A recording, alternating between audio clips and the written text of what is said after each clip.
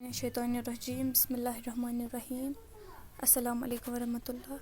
प्यारे बच्चों, हम हब्बा खातून वाला चैप्टर पढ़ने जा रहे हैं। आज पेज नंबर 61 है, क्लास 3 की उर्दू बुक है।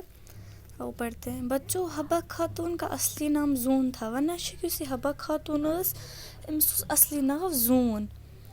वो चंदहार पांपर में पैदा हुई। वना कि पांपरस मज गई सह पौध सह जाए पांपरस मज।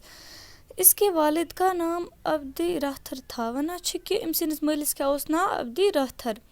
जून को 5 साल की उम्र में मकमी मस्जिद के इमाम साहब के पास कुरान मजीद पढ़ने के लिए भेजा गया। वना कि यूसुजक 5 वर कुरान मजीद दरसगाह पढ़ने।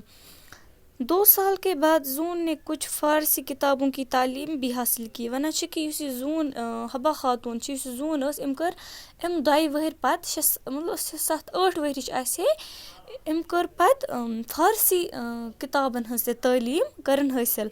जून की शादी एक अनपढ़ लड़के से हुई। वना कि जून अमिस कोर खानदर एक अनपढ़ लड़के सत।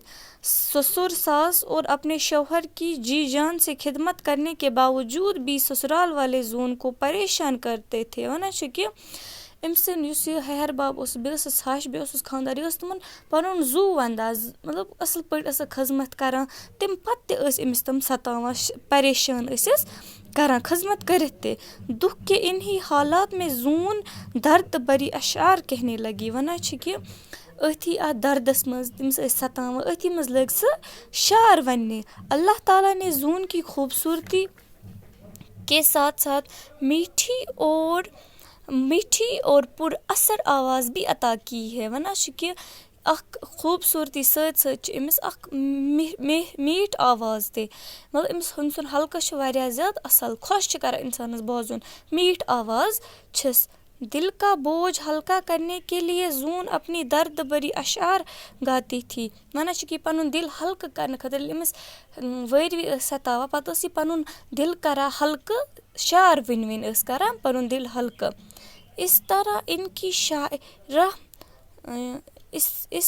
उनकी शायरा होने की बात दर्द दूर दूर तक फैल गई। वना कि तम सुन यह शार वना सह गई शायर बनाए तो वारियाहन लज पाई दूर दूरन वारियाहन लज पाई कि यह फैल गई मतलब यह खबर फैलाए सारसी तपर कि यह वना शार यह बने यह शायर।